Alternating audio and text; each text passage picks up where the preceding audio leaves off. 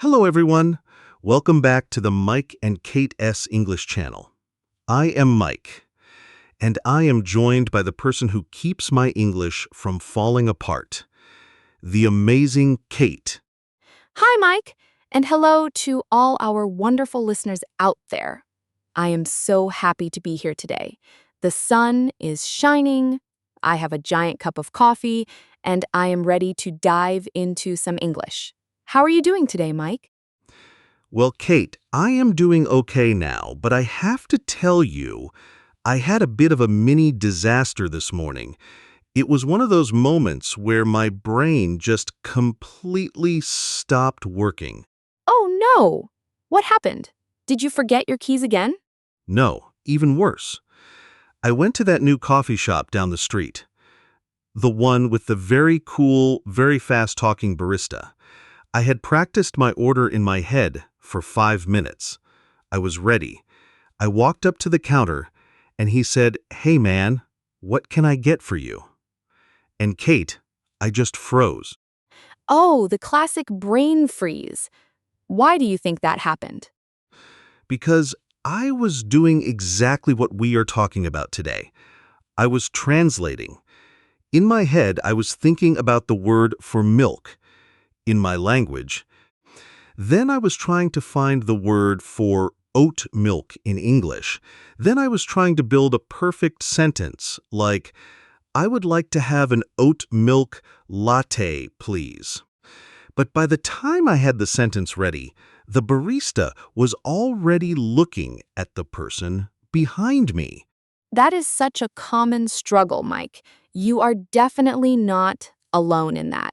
It is like there is a tiny translator living inside your head, but he is working on a very old computer, and everything is moving too slowly. Exactly. It felt like I had 10% battery in my brain. I felt so embarrassed. I ended up just pointing at a muffin and saying, "that." It was a very sad breakfast. Well, do not worry. Today is the day we fire that slow translator in your head. Our big goal today is to help everyone start thinking in English. We want to build a direct road from your brain to your mouth. No more detours, no more translating, and no more coffee shop disasters. That sounds like a dream, a beautiful, fluent dream. Where do we even start? It feels like such a huge mountain to climb. It is a mountain, but we are going to climb it one small step at a time. The first step is what I call the labeling game. This is tip number one. We need to start with single words. Like labeling things in my house? Exactly. Think about it this way. When you see a chair, your brain usually sees the object and thinks the word in your language. We want to cut that out. When you see the chair, you should think chair. No middle step. Okay, I can do that. I am looking at my desk right now. Desk, lamp, pen, computer. Perfect. But here is the secret sauce. You have to say it in your head or out loud the second you see it. It has to be fast. If you wait too long, your native language will sneak in and take over. It is like a race. Me versus my own brain. I like it. But Kate, what about the mistake people make here? You mentioned something about a pothole? Yes, the pothole insight for today is trying to be too perfect. Learners often see an object, and if they do not know the exact specific English word, they stop and start translating or looking for a dictionary. For example, you see a specific type of chair, like an armchair, and you panic because you only know the word chair. Guilty. I do that all the time. I will stand there thinking, wait, is it a stool or a bench or a sofa? And then I am back to translating. Right. And that is the trap. The goal is not to be a dictionary. The goal is to connect the object to an English sound. If it is a place to sit, just think chair. It does not matter if it is a stool or a throne. Just get the English word out there. Do not let the perfect be the enemy of the good. I love that. Keep it simple. Now, Kate, you mentioned how words link together. How does that work with simple labels? Great question. Let us look at a phrase we use when we want someone to look at something. The phrase is, check it out. In a textbook, it looks like three separate words. Check, it, out. But in real life, we link them. Right, because if I say check it out, I sound like a robot from a 1970 movie. Exactly. We want to sound human. We use connected speech. The K at the end of check links to the I in it, and the T at the end of it sounds a bit like a soft D when it links to out. So it sounds like check it out. Check it out. Let me try. Check it out. Check it out. Almost. Try to make it one smooth sound. Listen to me. Check it out. Check it out. Check it out. Oh, I felt it. It is like the words are stuck together with glue. That is it. That is the sticky English we want. Let us try another one for labeling. When you see something and you do not know what it is, you ask, what is that? But we do not say, what is that? We say, wati zat. What is that? That sounds like a magic spell. It does. Let us break it down. What is that? The S in is linked to the TH in that. What is that? What is that? Perfect. Now, Mike, imagine you see a strange fruit on the table. Use the linking. Oh, what is that? There you go. Now you are thinking and speaking in chunks, not word by word. That is a total game changer for your brain speed. It really is. It feels less like building a puzzle and more like singing a song. I love that comparison. Now, let us move to step number 2. Once you are comfortable with single words and short links, we need to move to simple sentences. I call this the narrator of your life. Like I am the main character in a movie, and I am describing everything I do? Exactly. You become the voiceover for your own day. When you wake up, you think, I am waking up. When you brush your teeth, you think, I am brushing my teeth. That sounds a bit exhausting, Kate. Do I have to do it all day? No way. Just do it for 5 minutes. Maybe while you are making breakfast, instead of thinking in your language about what you need to do, say it in English. I am making coffee. I am toasting the bread. I am eating. Okay, I can do 5 minutes. But wait, I have a question. Is it okay to say I am making coffee? Or should I say I am making a cup of delicious dark roast coffee? Keep it simple, Mike. Remember the pothole. If you try to be too descriptive, you will start translating again. Use the most basic verbs you know. I sit, I eat, I go. This builds the muscle memory of the English sentence structure. Got it. Basic is better. Now, what about the cultural side of this? If I say these things out loud in public, will people think I am a bit strange? Haha, maybe if you say them too loudly. But actually, there is a cultural point here. In English, we use these simple, continuous sentences to describe what we are doing when we are on the phone or multitasking. For example, if someone calls you and asks what you are doing, it is very natural to say, I am just making some lunch. It is polite and gives the other person a picture of your life. Oh, that makes sense.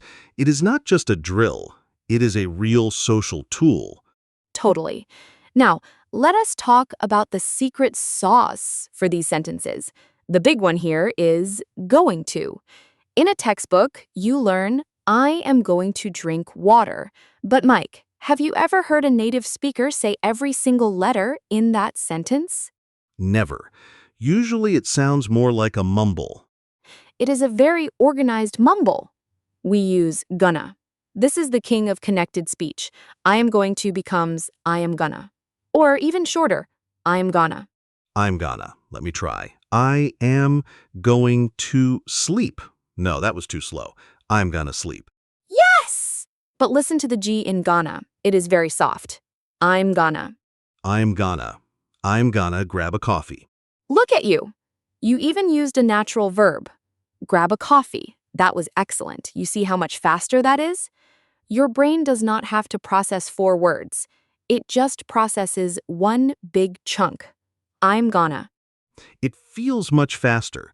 It is like my brain is on a highway instead of a bumpy dirt road. That is the goal. Now, let us try one more for this section. The phrase, what are you doing? In fast speech, this changes a lot. We do not say, what are you doing? We say, wa sha doing. Washa doin, like the cartoon characters say? Exactly. It is very common in casual English. The T in what and the Y in you meet and make a ch sound. Wacha. And we often drop the G at the end of doing. Wacha doing. Wacha doin. That feels very cool, like I am in a movie. It is cool. But a quick warning on the cultural context. This is great for friends and family. But if you are in a job interview, do not ask your future boss, Washa doin. That might be a bit too relaxed. Haha, good tip. I will save that for my friends at the gym. Good plan. Now, let us move to tip number 3. This is for when you want to take it to the next level. Use visuals and simple media. You mean like watching movies? I tried that, Kate. I watched an action movie and I understood nothing. I spent the whole time looking at the subtitles and translating. It was a nightmare. That is because you started with a marathon when you should have started with a walk in the park. Tip number 3 is to watch things where the language matches the pictures perfectly. This means cartoons for children or simple cooking shows. Cartoons?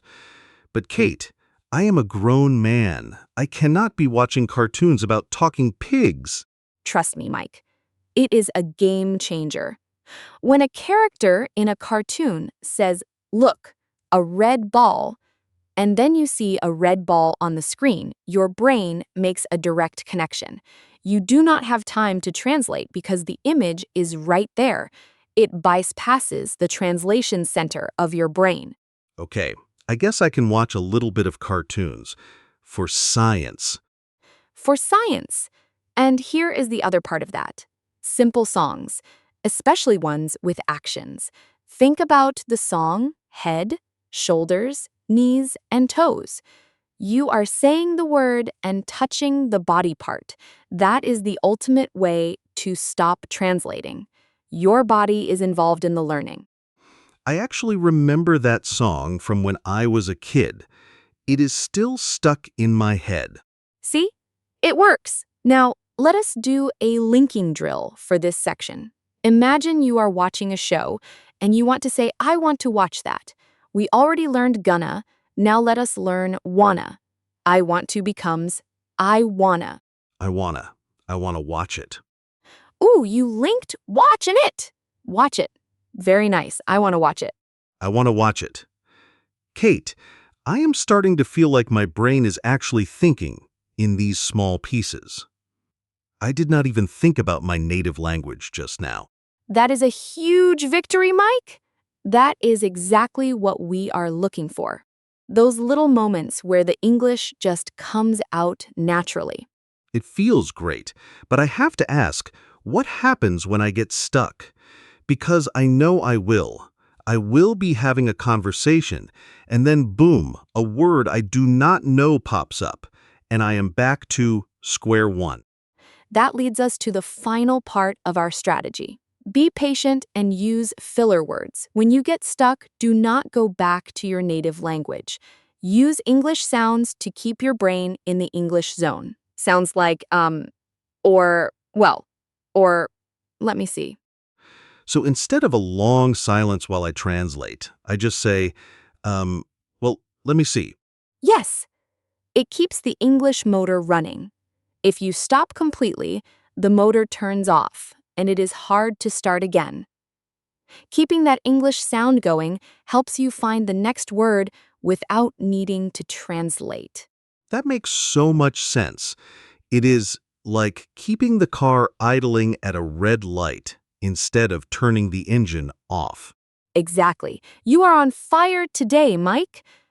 Are you ready to put all of this together in a role play? I think so. Let us try. No translating, just chunks and links. Perfect. Let us imagine we are at a park. I am a person walking my dog, and you are just a friendly person sitting on a bench. We are going to speak at a natural, fast speed. No stopping. I am ready. Let's do it. Hey there. Nice day, isn't it? Oh, hey. Yeah, it is beautiful. I'm gonna stay here all afternoon. I don't blame you.